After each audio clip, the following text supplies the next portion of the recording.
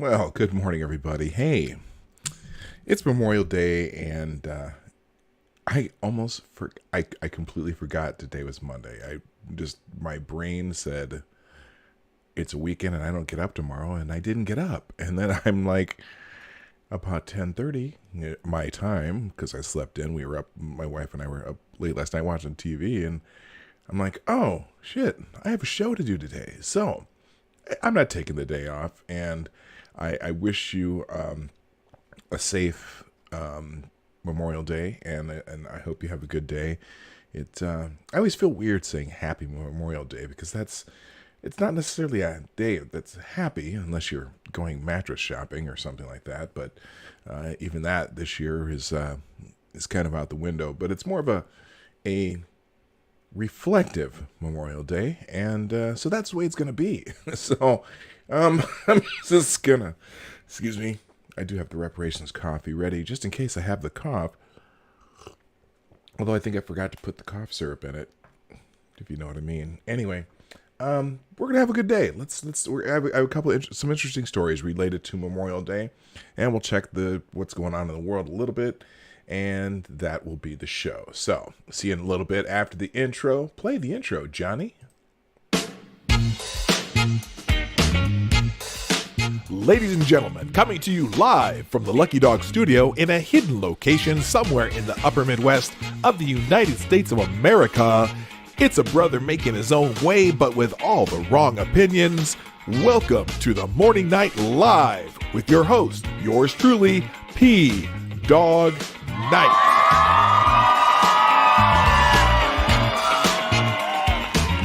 And stop the music. Hello, welcome to the Morning Night Live. I am your host, Marty, also known as PAWG Night, as I'm known on the internet.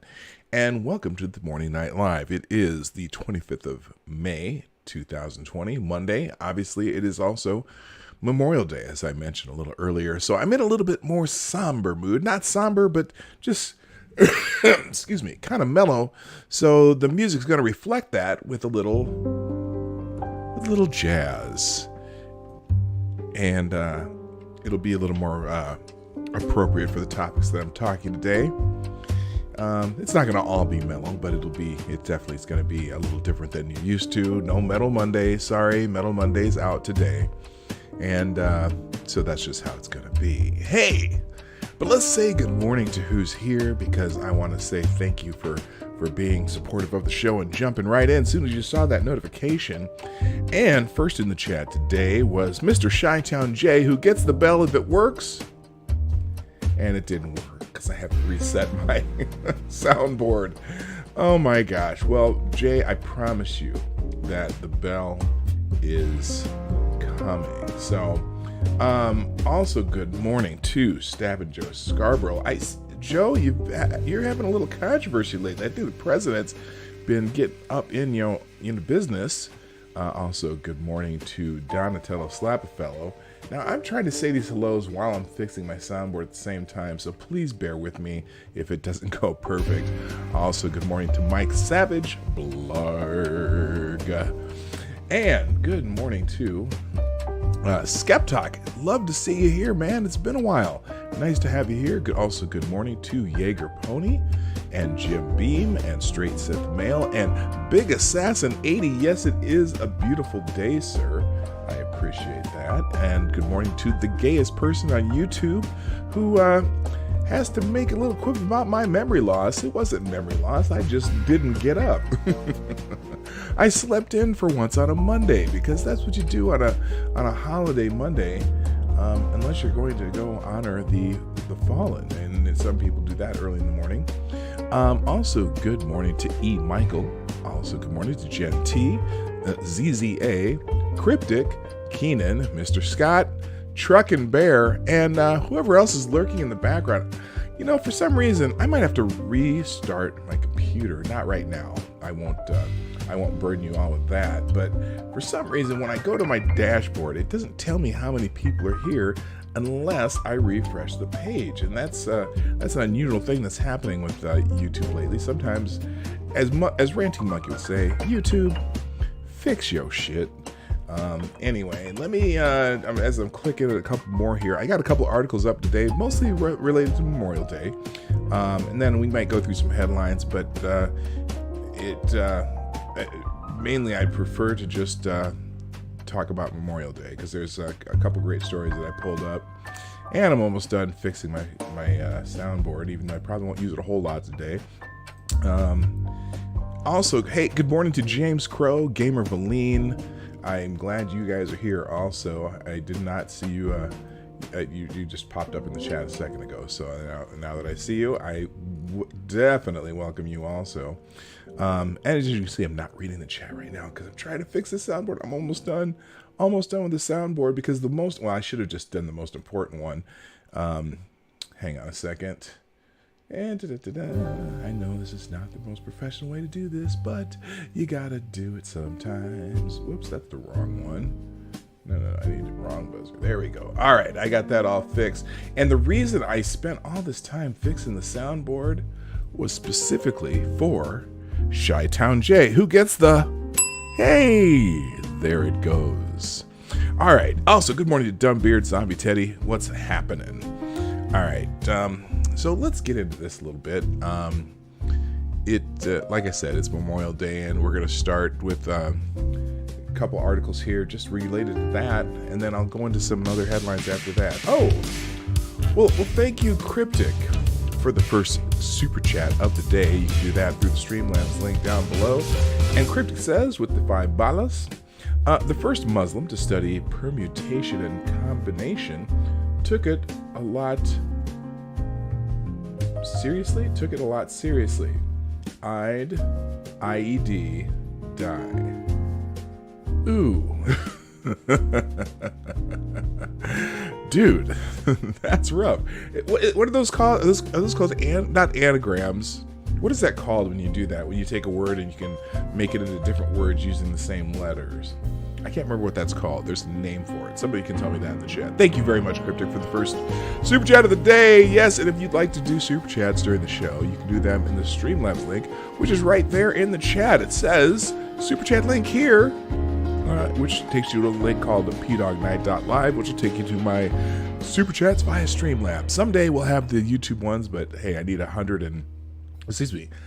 284 more followers to get to where I can use super chats from YouTube, which I not necessarily that I want YouTube super chats. I prefer the Streamlabs one, but I know some of you can't use Streamlabs or prefer not to use Streamlabs, and that's okay. You don't have to. The show's always going to be free, but the fact that you guys support me a little bit financially helps a lot because I do put a lot of effort into the show, and I do, except when I get up late, of course. But anyway, thank you, by the way, to also, let's see, Necrosaw Collins for retweeting the show. I'm sure a lot of you do that. In fact, I'll do the show right off the bat. Please, the Morning Night Live is brought to you by you, the viewers of the Morning Night Live. If you'd be so kind, share the show out. That's the biggest thing right now. Like I said, I'm trying to get to 1,000 subscribers before July so that we can do that road live stream. And so if you share the show, you can do it right down here, right down there. It says Twitter, mine's Gab. You can follow me on that and retweet those. Or you can hit the share arrow, which is down in the description down there somewhere, or above the description. I don't know where it is. Sometimes if you're on a phone, the share arrow's up there, and I don't know why that is. But anyway, if you hit the share arrow, you can do a couple clicks and then you can share it out, and then more people will know about it. And maybe someone will get curious. If you share it enough times, eventually one of those people is going to get curious, and they're going to come here and they're going to, oh, this is pretty cool. And then they're going to be in the chat, and they're going to have you going, they're going to have you reeling back and forth with chats back and forth. And I don't even care. It's people who like what I say. I would love to have more people who disagree with me. I don't mind those conversations. So anyway, and sometimes those conversations are the most interesting in the chat. So, just share this out. We'll get more people here. In July, we'll do the big road trip live streams with me and Lady Boomer. If you've never been on a road trip live stream with me and Lady Boomer, that's a joy. So anyway, hopefully that'll be fun. All right, let's get into a little bit of Memorial Day stuff. The first article here is a Breitbart article. Memorial Day, thousands of musicians participate in taps across America. Why is this? Okay, wait, why is Megan on my... Now, I don't mind seeing Megan on my bottom of my screen because she's a fine individual, but I don't need Megan on the bottom of my screen. Okay. Thousands of trumpet and bugle players and other musicians across the nation are invited to play taps at 3 p.m. from wherever they are on Memorial Day to honor America's fallen heroes. CBS News' Steve Hartman and retired Air Force bugler Yari Villanova are joining forces to call upon American musicians to participate in taps across America as a way to keep the spirit of Memorial Day alive, even as traditional parades and other holiday events are canceled due to the crisis caused by the coronavirus. As CBS News, oh, by the way, China is asshole. Okay, CBS News reported that Hartman and Villanova invite musicians from every corner of America, including music teachers and their students, to sound taps on their front steps, porches, and lawns and driveways at 3 p.m. local time Monday. I might have to break out my saxophone. That's an interesting idea. Okay, so that's a really great idea. You know, it's tough because a lot of people go to Memorial Day parades and events today, and most of them around the country are canceled. So I really think, yeah, that's a really cool idea. Taps is the national call of remembrance and is traditionally played at Americans' military funerals and memorial ceremonies. Hartman and Villanova hope that the nationwide event will offer an opportunity to pause for a moment and pay tribute to fallen service members and victims of the coronavirus pandemic while maintaining social distancing guidelines. The musicians who wish to participate in the National Taps Across America event are invited to video record themselves sounding taps and to submit the video to CBS here, which is they have a link there. So hey, very, very, very cool idea. It would be interesting to see some of the videos from it, and I don't know if I have any reeds for my saxophone though, because I don't play a brass instrument. That's like I played woodwinds when I was a musician. I played saxophone, clarinet, bass clarinet. I even tried oboe once, but I couldn't do it. I couldn't play that double reed thing. But anyway, all right. So very good, cool idea from the gentleman. What's his name at CBS News? Hartman. So anyway, very, very, very, very cool idea. All right, moving on. Now we have a Memorial Day flashback. Dan Crenshaw remembers his fallen brothers in a powerful tribute. Every Memorial Day, millions of Americans take time to remember those who have fallen in service to country. But for some, like Republican Texas Congressman Dan Crenshaw, it's personal. Crenshaw, retired lieutenant commander and Navy SEAL, marked the day by sharing a series of photos memorializing his own brothers in arms, each of whom willingly paid the ultimate price for their friends, their families, and millions of complete strangers. And it just says, enjoy your Memorial Day and let us remember why we celebrate. We celebrate the lives of the heroes we have lost. Never forget, Crenshaw tweeted, adding, read the entire thread, please. And let's see here. Oh, so he did this. Oh, this is a whole. Okay, this is the thread. Let me see if I can get this on Twitter. Let's see. I can get rid of this here.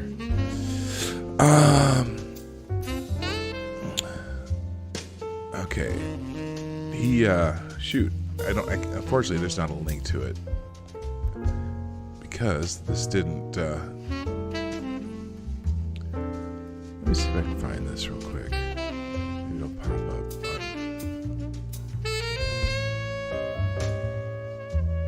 There we go. All right. So here he did this thread, and I'll just go through a few of these. Brendan Looney did our first deployment together at SEAL Team 3. One of the best and most respected leaders on the team, husband, son, and brother. Be strong, be accountable, never complain. Well, where's the heck? This is not the thread that I'm looking for. Hang on a second here. Or it didn't. Oh, here we go. Brian Kavner, cool, collected, and a great operator. Brad taught me to shoot left-handed after I lost my right eye and spent countless hours getting my CQC skills back up to speed. It's all about brotherhood. Did he get... Okay, Paul Feeks, one of the best JTACs out there, best storyteller I ever met. Those who knew him will understand. Loyal friend, husband, brother, and son. He always shut up when you asked him to, so that's that gentleman there. Tom Fook, my old roommate, dear friend, the gentlest big guy I ever knew. He raised an Argentine horned frog named Lester when we lived together. Loved life, loved Metallica. World would be a better place with him in it. Now, what's amazing about this, these are all people that Dan Crenshaw lost. And so now there's, a lot of people are posting people they lost.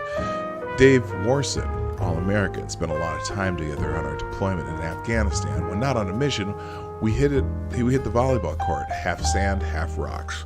Strongest guy in the platoon, also the happiest, truly loved and missed. I mean, it's amazing because these are people he personally lost. Kevin Ebert, my roommate, and BUD/S, one of the smartest, most capable, kindest SEALs I've ever known. Skilled medic, loving husband, missed dearly.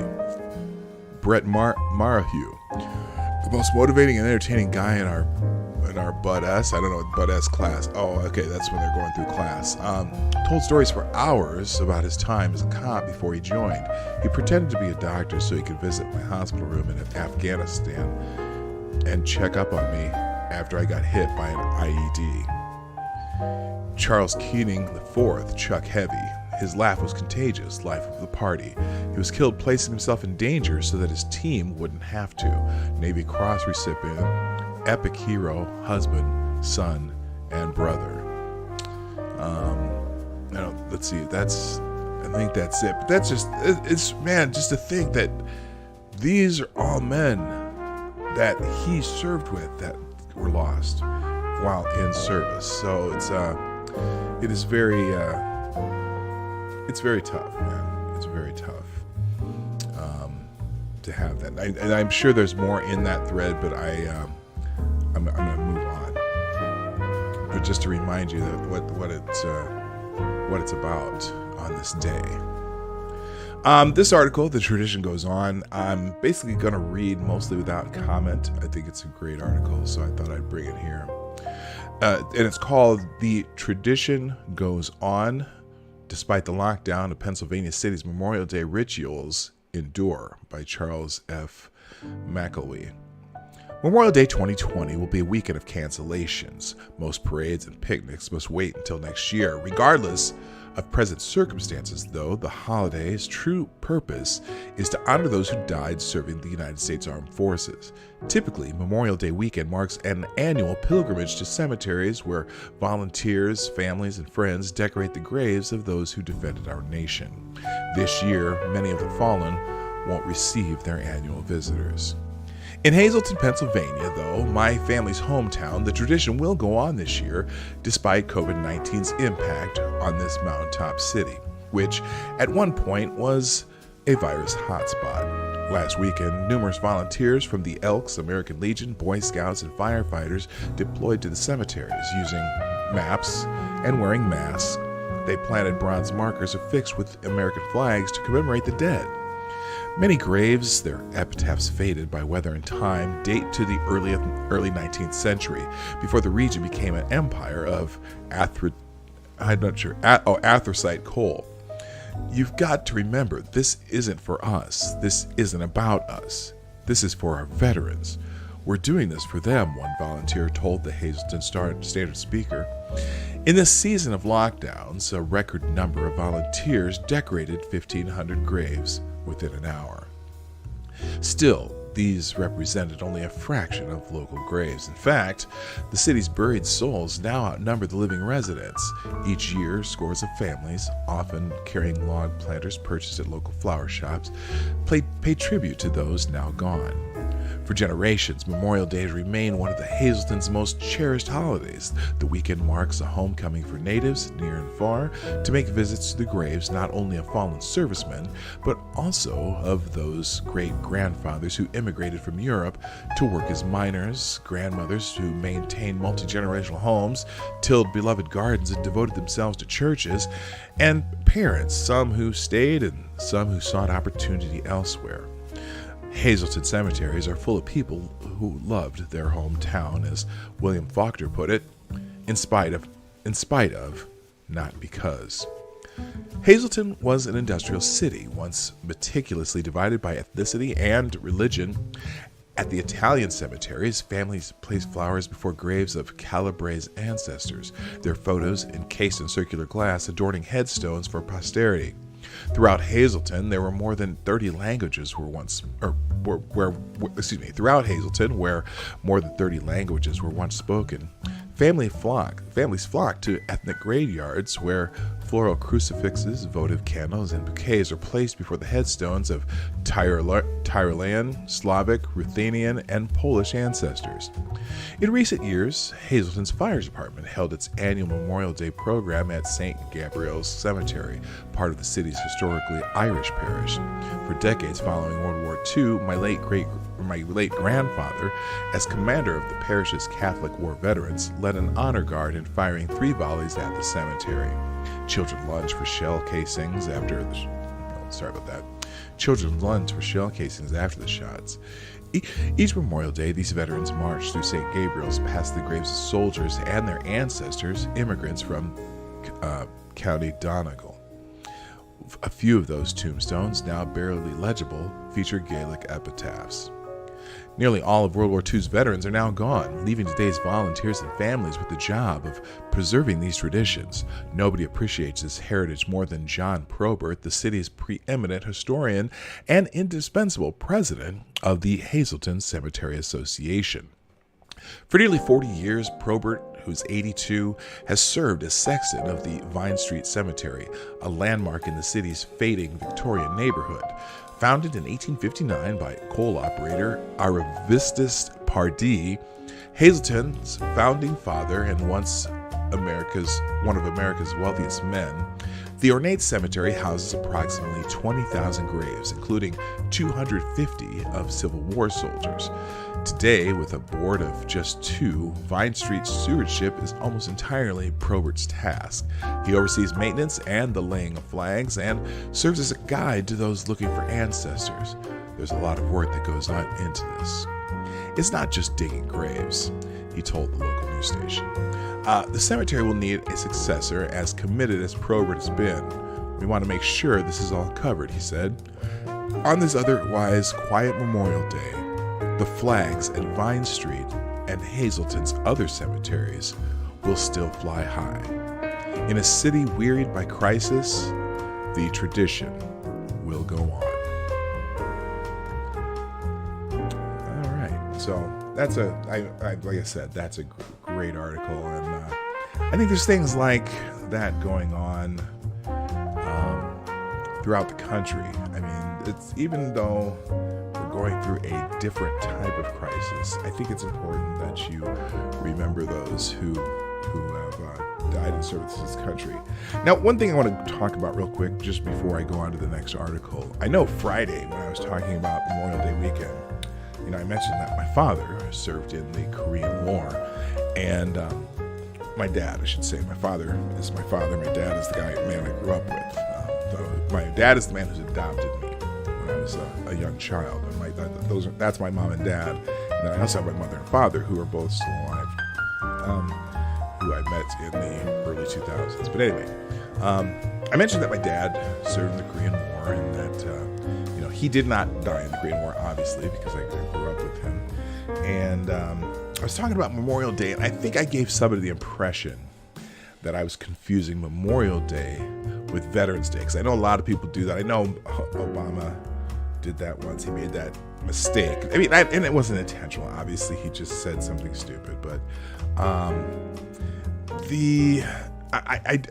there is a difference. Memorial Day is to remember those who have passed, who have served. Now, but it doesn't necessarily mean that you only honor those who died in conflict. So, for example, my father served. He passed away a few years ago. He got a military honor guard at his funeral. And we have if you have one of those wrapped triangle flags, whether you died in a war or not, I think Memorial Day is for those people. And I know when I was a kid too, we also made a point in my family on Memorial Day to go and visit, go to the cemetery, put flowers on the graves of just family too. So while it is traditionally a holiday where we remember our fallen who served, I think we too just honor those people who we want to remember, remember in our hearts. So it's funny. My dad. It's interesting. When I was a kid, I loved watching the show MASH. Now I didn't, when you're a kid, you see the funny things in it. You don't necessarily see the political things in it and things like that. And it was a great show. It was a great series, one of the most prolific TV series of all times. And it didn't dawn on me. My dad never really talked about his time in Korea, and so I didn't really know what he did until I finally, I've talked to him briefly about years before he died. I had some pictures of him when he was in. It's funny because the pictures of him when he was in the army, my dad was only about 5'7", but he was, cut when he was a young dude. I was like, holy shit, is that my dad? And but my dad was a field medic in Korea, so he would be one of the people who they're out in the lines, and then someone would get hurt, and he would go out and take care of those guys, and they'd have to bring them back, and then eventually they were the guys who did the work in the field as much as they could, and then they would transfer them to a MASH unit. So and I was like, oh wow, that just blew my mind that's what my dad did when he was in Korea. So it's just a fascinating thing. All right, let's move on to the next article. This one's from the American Thinker. A star-studded masterpiece movie to remember the fallen this Memorial Day. This Memorial Day, America should take a moment to reflect on those serving in the military who made the ultimate sacrifice. Left behind are the families of the fallen who must cope with the loss of their loved ones. The Last Full Measure, written by and directed by Todd Robinson, is a movie streaming on Amazon. It is a true story with few liberties taken and is based on the courageous acts of Vietnam War hero William H. Pitsenbarger, a U.S. Air Force pararescuer who saved over 60 men.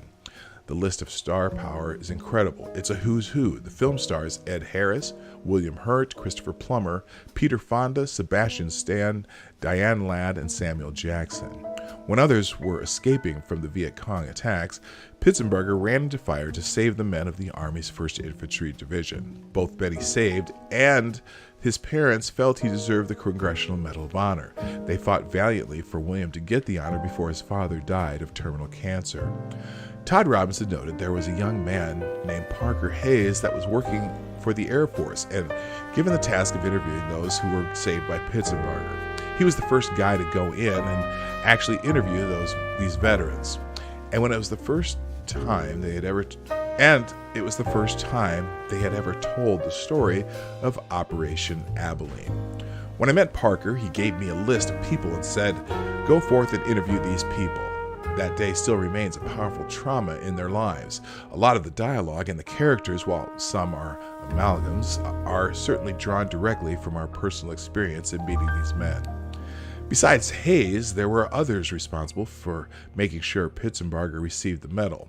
General Dupuy was the commander responsible for Operation Abilene. He took responsibility for that day.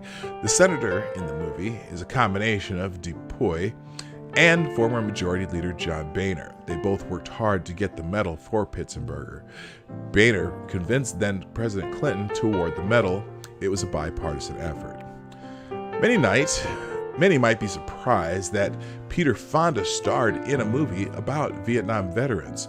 Robinson commented, "All those who starred in the movie wanted to support this movie because they wanted to pay tribute to those they knew who went and fought there, some who did not come back and others who forever were changed." This was Peter's last movie before he died. He did not have the same attitude as his sister, Jane Fonda. He wanted to be a part of something that is about something. Unlike veterans of other wars, Vietnam veterans were mistreated by their fellow Americans, though through no fault of their own. Instead of being considered heroes, they were thought of as pariahs, spit upon, called baby killers. Robinson said, the scene in the movie where Sam Jackson tells what happened at a bar is true. He was called a baby killer and did pull his shirt off, showing all the scars he had. His character, Billy Dakota, was actually someone named Marty Crow. He was haunted by mistakenly miscalculating gunfire that put friendly fire on his guys. We as citizens should take responsibility for those who came back. I want people to see the Vietnam vet as a human being and still hurting emotionally. On April 11, 1966, a pararescue helicopter responded to a call to evacuate U.S. casualties 35 miles south of Saigon, Vietnam. Airman Pitsenbarger volunteered to take a hoist down more than 100 feet through the jungle. While on the ground, he organized and coordinated rescue efforts, cared for the wounded, helped them evacuate, and refused evacuation, instead helping more wounded soldiers to safety.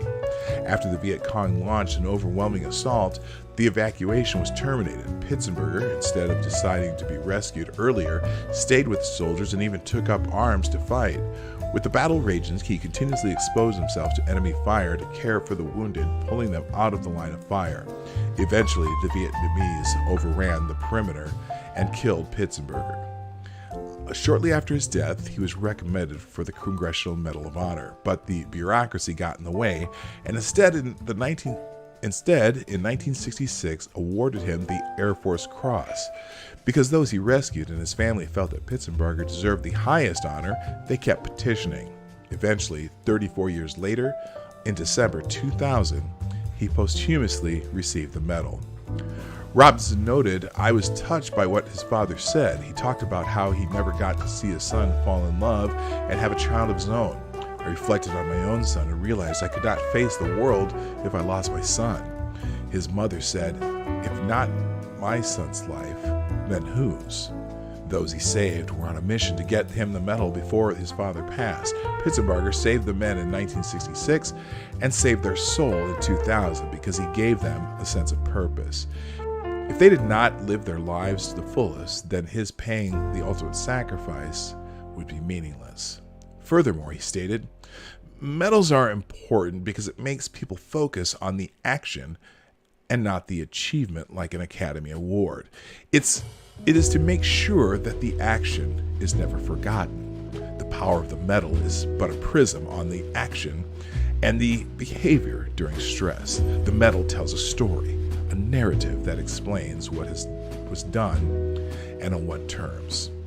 On this Memorial Day, people should understand the sacrifices those serving have made," Robinson explained. The pararescuer's motto is, "These things we do so that others may live." They were there to save lives, not take lives. They recognize service is greater than self. America should reflect on a quote from the movie. "Sacrifices that those who fell will never be forgotten, nor should their families who also sacrificed." There you go. So another powerful article of the day. I've got I have two more, and then we'll check what's happening in the world, and then we'll get out of here. I'm gonna make it kind of short today. Another one from the American Thinker. Memorial Day, connecting the past with the present. The Civil War was America's most costly war, with some 360,222 Union and 258,000 Confederate lives lost. Many historians put the death toll higher, but regardless, the number of Civil War casualties exceeds the nation's loss in all its other wars combined. 2 world wars, the Korean and Vietnamese wars, subsequent wars right up through the conflicts in Afghanistan and Iraq. Memorial Day had its origin as Decoration Day, following that most horrible and costly war dating back to April 25, 1866, when a former chaplain in the Confederate Army, accompanied by a group of women from Columbus, Mississippi, to Friendship Cemetery, the burial ground for about 1,600 men who died in the Battle of Shiloh, for the purpose of honoring the dead with decorations of flowers. At the time, Columbus, like the rest of the South, was occupied by Union Army forces, and some townspeople were fearful of creating new animosity, assuming that the decorations would favor Confederate over Union graves. The women had no such intention, and in decorating the graves of both sides equally, their action was the catalyst for a national reconciliation movement. At the time, the New York Herald published a tribute noting, "The women of Columbus, Mississippi have shown themselves impartial in their offerings to the memory of the dead. They strewed flowers alike on the graves of Confederate and Union soldiers." Memorial Day, as Decoration Day gradually became to be known, originally honored those lost while fighting in the Civil War. When the United States became embroiled in World War I and World War II, the holiday evolved to commemorate American military personnel who died in subsequent wars. With the observance of Memorial Day being inconsistent from state to state, finally in 1968, Congress declared Memorial Day as a federal holiday. Hardly a year goes by without commemorations of some war memorial event anniversary. October 4th, 2018 commemorated 25 years since U.S. forces suffered the Black Hawk Down defeat in Somalia. September 1, 2019 commemorated the 80th anniversary of the commencement of World War II, which officially began when Germany invaded Poland. May 4th, 2020 was the 75th anniversary of VE Day, when the guns fell silent at the end of the war in Europe. August 15, 2020 will mark the 75th anniversary of the end of the fighting in the Pacific Theater, when Japan surrendered unconditionally to the Allies, effectively ending World War II. November 11th, 2021 will mark the 100th anniversary of the burial of the unknown soldier at Arlington National Cemetery. A discussion of Memorial Day would not be complete without appreciating the significance of the Tomb of the Unknown Soldier, formally established on what was then known as Armistice Day, 3 years after the end of World War I. Congress had approved the burial of an unidentified American soldier who had fallen on the battlefield in France at Arlington National Cemetery in Virginia. The Tomb of the Unknown Soldier would come to be considered the most hallowed grave at Arlington Cemetery, the most sacred military cemetery in the United States. And so it was on November 11, 1921, that the Tomb of the Unknown Soldier was consecrated in the presence of President Warren G. Harding and other government and military and international dignitaries. That unknown soldier from World War I was buried with the highest honors, lowered to his final resting place on top of a 2-inch layer of soil brought from France, that he might rest forever atop the earth on which he died. The selection process for the World War II unknown proved more difficult than that of World War I, since American soldiers had fought on 3 continents. Then the process was interrupted by the Korean War, which resulted in numerous deaths who could not be identified. Finally, on May 28, 1958, caskets bearing the unknowns of World War II and the Korean War arrived in Washington. The caskets were rotated such that each unknown serviceman rests on the Lincoln Caliphate. I don't know what that means, so I'll have to look that up. A raised platform. It tells you right there. A raised platform on the Capitol Rotunda that held President Lincoln's casket in April 1865. 2 days later, on May 30th, then the official date of Memorial Day, those unknowns are transported to Arlington, where they were interned in the plaza beside their World War I comrade. Due to the advances in DNA identification technology, most every Vietnam War casualty recovered could be identified. Yet with somebody missing in action, it was decided that the crypt designated for the Vietnam unknown, could remain empty. It was rededicated on September 17, 1999, to honor all missing U.S. service members from the Vietnam War, with the inscription on the crypt reading, "Honoring and keeping the faith with America's missing servicemen, 1958 through 1975. The inscribed words from the tomb of the unknown soldier of, quote, "Here rest honored glory, an American soldier known but to God," are an uplifting reminder that all who died for the American cause should have a special place in our hearts as they do in God's. Anyone who visits the tomb of the unknown soldier, which is guarded 24 hours a day, 365 days a year, regardless of weather, by special armed tomb sentinels, cannot be but humbled and reminded of what Lincoln said at Gettysburg, that from these honored dead we take increased devotion to that cause for which they gave the last full measure of devotion, that we here highly resolve that these dead shall not have died in vain, that this nation under God shall have a new birth of freedom, and that government of the people, by the people, for the people, shall not perish from the earth. Some U.S. military engagements were ill-advised, and history shows that the instances of injustice were probably greater from actions taken by Washington politicians and bureaucrats than by the military in the field. For instance, the government's willingness to authorize and deploy American soldiers in Vietnam without clear objectives and a strategy for victory, which put American lives in harm's way and cost 58,220 lives, was the great injustice of the Vietnam War. In Iraq, President Obama's political decision to withdraw almost all U.S. military forces by the end of 2011 directly led to the injustice of reversal of hard-fought gains made by the military in the prior 8 years, and the rise of ISIS and growing Iranian influence in Iraq. Over 1 million Americans have given their lives in the Civil War and in defending U.S. interests in conflicts large and small. And while remembering these people is a central purpose of this holiday, Memorial Day takes on its deepest meaning when we connect it with our roots. Americans were unique in sacrificing their treasure and giving their lives to found the first country in history, establishing that all people have natural rights that come from God rather than from the rulers or government. The Declaration of Independence affirmed the equality of all people and that they were endowed with unalienable rights of life, liberty, and the pursuit of happiness. Thus, when Americans sacrificed their lives in military service, we should remember that it was not just to defend the United States, but it was also to uphold the natural rights and spiritual values associated with the nation's founding that provide inspiration for others worldwide. There were times and places in human history when there were nation-states of cultural achievement, virtue, and efflorescence, such as the I'm gonna have trouble with these.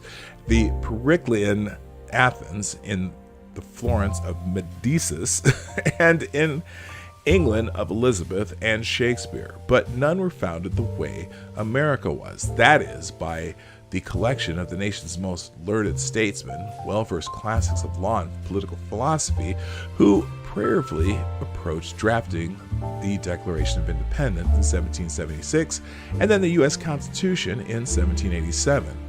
The Constitution provided a charter for an unprecedented arrangement of governmental institutions that would provide effective government while mitigating corruption and abuse of power, and also protecting the citizens' unalienable God-given rights. The Bill of Rights, an integral part of the Constitution, enabled people living within America to rise to levels closer to the divine image in which they were created than they would have under any government previously conceived. Writing about the benefits of the Constitution, Thomas Jefferson stated, "We feel that we are acting under obligations not confined to the limits of our own society. It is impossible not to be sensible that we are acting for all mankind. In only 2 centuries since that time, almost every nation has come to accept the need and value of having a constitution, regardless of differences of culture, or history, or legal heritage. Most of the world's constitutions have been written in the last 75 years. As constitutions get drafted and revised, the Constitution of the United States continues to be the guiding template and a source of inspiration and principles." Yet another aspect of celebrating Memorial Day is recognizing the example set by Americans and how they treat their vanquished foes. The respect that General Douglas MacArthur, Supreme Commander of the Allied Powers, and the occupying American forces displayed after Japan's surrender astonished and won over many of the Japanese people. They had assumed the victorious Americans would execute their beloved emperor and plunder and treat them in ways similar to what Japanese soldiers did to those they had conquered in China, Korea, and Southeast Asia. One of the big changes that General MacArthur oversaw required the post-war Japanese government to initiate the drafting of a new constitution. Wisely, and in the interest of cultural respect and continuity, MacArthur suggested that the Japanese exercise the provisions in the country's existing Meiji Constitution to amend that document with 4 requirements revolving around democratic rule, judicial review, and disarmament. After a number of revisions, the new constitution was accepted and created a government closer to the British style of parliamentary government than the American system.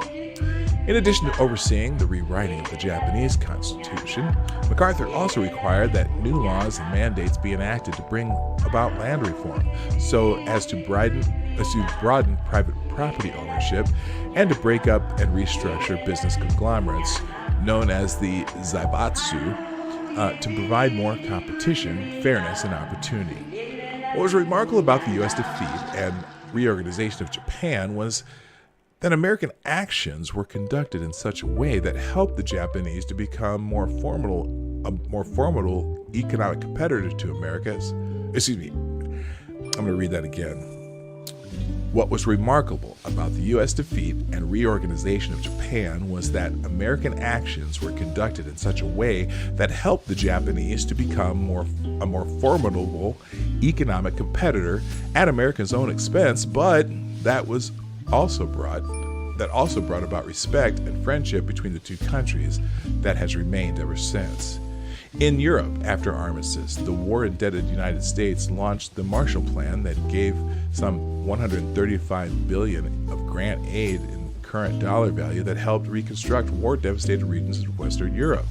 18 countries received aid, and initiatives largely targeted the rebuilding of the industrial base. And similar to our help to the Japanese, U.S. generosity gave Europe a leg up on the U.S. with the building of state-of-the-art factories and facilities that were in many cases more efficient than what existed in the U.S. In sum, Memorial Day means more than remembering and honoring those who died in military service to the country. It means connecting with a heritage that began with a courageous and faithful group of founders who risked their lives for the birth of freedom and the establishment of America as a city on the hill. It also means remembering all who subsequently died for their nation and its constitutionally protected freedoms. And finally, it commemorates those who paid the most, such as those who died in the Civil War and the greatest generation involved in World War II, who, after experiencing the loss of so many lives to assure victory for the Allied nations, then sacrificed more to rebuild and preserve the independence of its former enemies. Memorial Day reminds us that in all of human history, America is indeed unique and remarkable. So anyway, that's that don't get your patriotic blood flowing. It certainly did mine. Anyway, all right, let's just check a little bit of what's going on in the world, and then we're gonna get out of here we're just gonna look at Twitter trends. I'm gonna skip doing other news today. So, by the way, thank you for all of those who are here. As I know that sometimes just listening to someone ramble on reading isn't always as exciting as me making funny comments and sound effects, but I do appreciate those of you who are hanging around. Let's check the Twitter trends real quick. We'll see what's happening, and then we're gonna get out of Dodge. Obviously, again on the Twitter, on the Explore tab, the top thing on the Explore tab is, of course, coronavirus. COVID-19. Americans observe a quiet Memorial Day amid a pandemic. In light of the ongoing COVID-19 crisis, many Americans are turning to virtual ceremonies and commemorations to pay tribute to those who sacrificed their lives on Memorial Day. Someone named Candace something credited TV says Memorial Day is a time to commemorate the men and women who died while in military service. But this year, cities and towns across the nation are canceling Memorial Day parades, ceremonies, and events due to the coronavirus pandemic. Yes, they are. Sadly, as we seek to honor the men and women who have sacrificed their lives in service of our country, the public ceremonies on this Memorial Day are largely canceled due to coronavirus. A link to some of the virtual events. There are virtual events. You can find those if you go on online. There's plenty of virtual events. I would highly recommend checking out the TAPS thing at 3 o'clock Eastern. 2 o'clock Central. That should be interesting to see how many people participate in the playing of taps all at the same time. Moving on, let's get into let's just check the trends real quick. We'll do a couple clicks and we'll be there. Trending number one, obviously today is Memorial Day. We've talked a lot about that, so I'm not going to go into it. But at least it's on everyone's mind today. Uncut Gems is trending number 2. Don't know what that is. Apparently, it's a show on Netflix, which I am not familiar with. Obviously, it's just my opinion, but this is Adam Sandler's best work. I love Hop, Gilmore, Billy Madison, Spanglish, but Uncut Gems had me like this throughout the movie. So I'm not familiar with the show, but a lot of people seem to think this is Adam Sandler's best work by far. He's looking kind of ominous there. Anyway, so if you're into that show, that's that is on Netflix right now. Make Solo 2 happen. Apparently, a bunch of people want a sequel to Solo. Everything Star Wars says Solo doesn't deserve all the hate it gets. Make Solo 2 happen. Happy 2-year anniversary to this incredible scene in Solo. Make Solo 2 happen. Apparently people want Solo. I never saw Solo, so I guess I'm at a loss for commenting, so we're going to skip that now. Cyberpunk 2077 sweepstakes, something to do with video games. Cyberpunk 2077 apparently is something to do with Xbox, and there's a sweepstakes. Apparently you can get a cool Xbox if you join that sweepstakes. So if you're into that, go check that out. Monday Thoughts, Monday Motivation, we're going to skip those. Staten Island is trending, and that's because some people decided to chase a woman out of a grocery store who wasn't wearing a mask, and it seems to be big news all over the place. Here's that video. These people in Staten Island, some store, screaming and yelling at this lady.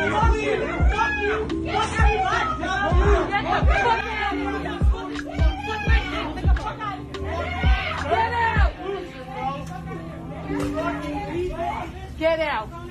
Okay, so everyone in the store is yelling at this woman in Staten Island for not wearing a mask. You know, I don't know. I've had it, but it's trending because everyone's talking about it. Staten Island, they call this asking her politely to leave. Wow, in Staten Island, New York, someone came to a grocery store without a mask, and other patrons drove them out. You know, that's up to the store. If they want people to not, if they want to force people to wear a mask, that's up to them. And then people should be able to choose whether or not they're wearing it or not. But it's, because Staten Island, of course, Molly Jong Fast, who's pro-communism. Well, I would say that, but she is definitely for the power of the state, and says Staten Island's been hit very hard by coronavirus. New Yorkers don't fuck around with the coronavirus, and Staten Island is Trump country. Amy Siskin says, yeah, a lot of people are saying that it's Trump country, but whatever. Okay, so that's why that's trending. You can check that out. Alexa Bliss is trending in wrestling. I don't know who Alexa Bliss is. Alexa Bliss is amazing. Pass it on. Apparently she's a WWE star. I haven't followed WWE in a while. I should ask my daughter. She's into that. God Bless America is trending. Of course it's trending. It should be trending on Memorial Day. We'll skip that one. We'll skip We Love You 1D. That's some K-pop stuff that I know that I'm going to skip. Arlington is trending because it's Memorial Day. Happy Memorial.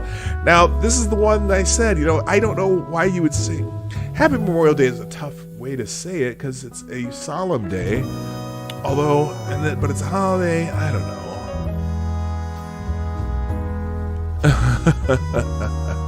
So this is Vernon Jones, who is a Georgia state representative. That's the guy who the Democrat who endorsed Donald Trump in Georgia. I think got it for all American armed service members, including my cousin Herbie Allen, who served in Vietnam, and others who proudly wore the uniform that paid the ultimate price to protect the freedoms and liberties of the American people. Happy Memorial Day, America. Benny AOC says, if you're happy the North won the Civil War, then you ain't Joe Biden. Joe Biden. Oh, I thought Minnie AOC was gone forever, but apparently she's back. Okay, so lots of people saying Happy Memorial Day, which is just an odd way to put it to me, but I guess it's a holiday, so I guess you do. You wish people remember it's a Memorial Day. Veterans is trending. Great. Newsweek with an article, what's the difference between Memorial Day and Veterans Day? And that's because a lot of people get them mixed up. Doral is trending. Apparently, the president played a round of golf at Doral yesterday, and people are... anyway. What is this? Wait, amusing that Trump is now threatening to pull the Republican National Convention from Charlotte. Apparently, it was the only city that submitted a bid. Good luck for finding a new location 3 months to go. I don't know why he proposed that. Some people are saying that they might move it to the Doral, his property. I don't know. It's not moving. Happy in quotation marks is trending because a lot of people are. Well, I guess not. I guess. Okay, who knows? I'm skipping that. Fort McHenry. President Trump's scheduled to visit Fort McHenry for Memorial Day. A Memorial Day ceremony amid Baltimore City leaders pleased to stay home. Now, that's interesting. Despite pleas from Baltimore Mayor Jack Young to stay home, President Donald Trump is set to visit Fort McHenry at noon for a Memorial Day ceremony. The president landed at Fort McHenry via Marine One shortly before noon. He spoke of Francis Scott Key, who wrote the Star-Spangled Banner, and soldiers who died for America's freedom, including Army Captain Daniel Eggers, who was killed in Afghanistan. He recognized Eggers' family members who were there in the audience.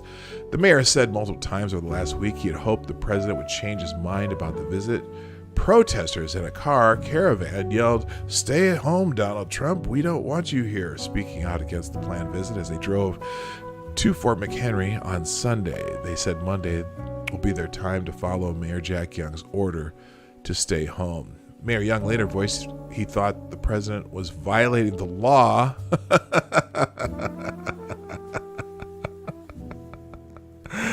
Oh, gosh, Mayor Young later voiced he thought the president was violating the law by coming while the city is under a stay-at-home order, and that he could be setting a better example by staying home. The city of Baltimore remains under a stay-at-home order that was put in place to help safeguard our residents from the dangers associated with COVID-19, he said. We have worked closely with our health professionals to educate the public about the benefits of social distancing and staying home unless leaving for an essential reason, like visiting a doctor or picking up groceries, he said. So, just hours before the event was set to begin, the council president Brandon Scott is also calling for the president to stay home and set the right example. Less than 1 year ago, you called the late Congressman Elijah Cummings a brutal bully and said that Baltimore was a disgusting rat and rodent-infested mess, writes Council President Scott. As a proud son of our great city, I'm stating in the strongest terms that you should cancel your trip out of respect for Congressman Cummings and to all the people of Baltimore. He continues in a letter to the president that if he does choose to come to bring supplies and funding to the city, I respectfully request that you not visit Baltimore. However you choose to do so, I ask that you consider bringing the following with you: 100,000 tests for COVID-19, $25 million to support Baltimore small businesses impacted by COVID-19, $150 million to help Baltimore close the projected fiscal gap resulting from this pandemic, and $30 million to jumpstart and build out of Baltimore's municipal broadband network to close the digital divide. Oh, man, I think you have people in Baltimore who would pay for that. Anyway, Governor Larry Hogan won't be meeting up with President at Fort McHenry on Monday, as Memorial Day also marks the governor's birthday, which he's he's likely to spend with his family. All right, so whatever. So that's why that was trending. Oh, what happened here? There we go. Jimmy Cobb is trending. Legendary jazz drummer Jimmy Cobb has died at age 91. If you're familiar with Jimmy Cobb, I think he had this album called Kind of Blue or something like that. He's let's see, Jimmy Cobb, whose subtle and steady drumming formed the pulse of some of jazz's most beloved recordings, including Kind of Blue, died at his home in Manhattan on Sunday. He was 91 years old. So rest in peace to Jimmy Cobb. May 7th. Why is May 7th? Okay, Fort McHenry, we already know why. Which we can skip that again. We honor the fallen. Freedom isn't free. Never forget. Those are all the rest are pretty much Memorial Day related hashtags. So that's the biggest topic of the day. And that is my last topic of the day. You know what I haven't done in a while though? I'll do this real quick. I haven't been in the hashtag, so let's do the hashtag and then we'll get out of here.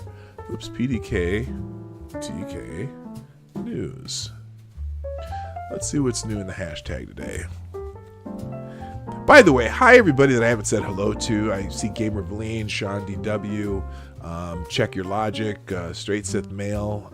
This is Kyle. It's Select a Boy. Yeah, boy. I think I said hi James Crow already. Anyone who's I haven't said hello to, good morning or good afternoon now, because I started really late today. All right.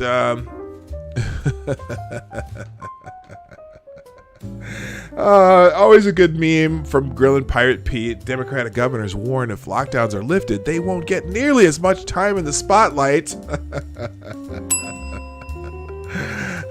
Thank you, Pete, for that good chuckle today. Also, that's from Lowe's. I don't care.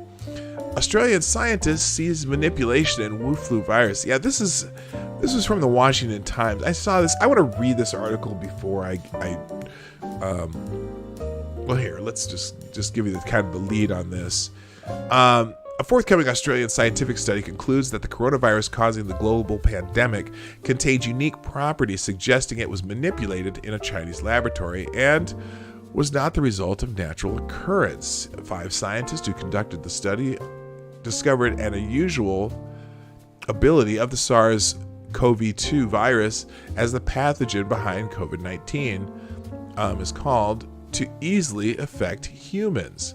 The scientists said there is no sign so far that the virus can be found in other animals, including bats or exotic wildlife sold for fresh meat at the market in the Chinese city of Wuhan, where the virus was first identified and where China maintains a major laboratory studying the viruses. The preliminary report of the study, which is now being peer-reviewed, is based on computer modeling of the virus's ability to infect various animals, including humans. It was published May 13th on the Cornell University website, whatever those letters spell, which is used for discussion of pre-publication papers. Interesting, and you never know what that actually means, if there actually was manipulation or not. So who knows? But interesting that story's been coming out. Also, let's see, New York. New York Health Department admits concealing nursing home deaths. Yeah, we already knew that. Let's see. Oh, jeez. People are like, how are these people refusing to wear a mask in stores? But when I worked in retail, people would regularly take a dump in the dressing room. So what am I saying? What I'm saying is maybe lower your expectations of humanity. Yes. All right. I am good. There's been a big controversy over the weekend that I didn't really get to talk about, because the president was tweeting about the dead intern or whatever the person was in Joe Scarborough's office just before he left office. And apparently now there's a video of Scarborough joking about, let's see, well here, it's a Gateway Pundit article, so I always say, get out your salt grains. But video surfaces of Joe Scarborough joking about having an affair with intern and having to kill her. Yeah. President Donald Trump snapped back at MSNBC Joe Scarborough in a jaw-dropping way last week, calling for an investigation into the Morning Joe's host's deceased intern. Liberal media was quick to blast him for peddling a conspiracy, but during an appearance with Imus in 2003, the host, Ann Scarborough, joked about having an affair with his intern and having to kill her. Here's the audio. But you've got to, occasionally we're going to try to help you. And you've just, right, Charles, you've got to listen. Well, tell me what I need to do. Well, no, you're doing great. I mean, don't be afraid to be funny. Okay. Because you are funny. That was I asked you why you went in Congress. You said you'd had sex with the intern, then you had to kill her. Exactly. I mean, that's pretty risky to say. What are you going to do? So it could be, you can be very good. I mean, I actually like Keith Olbermann and I like Matthews, and it could work out for you. Well, it's going to be a good lineup. And the guys at NBC and women at NBC looks like they're going to stick with us longer than they did with Donahue, which I'm glad they were impatient with him. And I think it's going to work out. And one of these days, who knows, you may TiVo it. Okay, so obviously that is more Imus joking about it, and Scarborough being on the show, doing the reluctant chuckle along, but still, you don't think you'd think that perhaps Scarborough would be much more careful about that type of information. All right, gang, that's it for today. Because, like I said, start late and early, gotta go. But hope you all have a great day, and remember those who have perished in the service of the country. And just a reminder, we're here Monday through Friday, 10 o'clock Eastern, 9 o'clock Central, 2 p.m. GMT. 1500 GMP. When I remember that I have a show that day, and and maybe a little late on days where I sleep in. So y'all have a great day. I appreciate y'all being here. Thanks for the super chat, Critic, and everyone who's participated in the chat. Make sure you hit the like button on the way out, and if I haven't shared this stream out, share it out on Twitter. Mine's Gab, Facebook, Tumblr, Twitter, whatever other thing I haven't thought of yet. There's a whole bunch of them. Share this out, and if you want to do donations, you can do that in the Streamlabs link in the description down below or at pdogignite.live. But that's it for today, people. I gotta go. My name is P-Dog Night, and I'm out of here. Bye-bye. Hey, this is P-Dog Night, and thank you for watching today on the P-Dog Night channel. If you have an observation or remark you'd like to make about this video or my channel, I absolutely welcome you to write it in the comment section down below. I really look forward to hearing from you.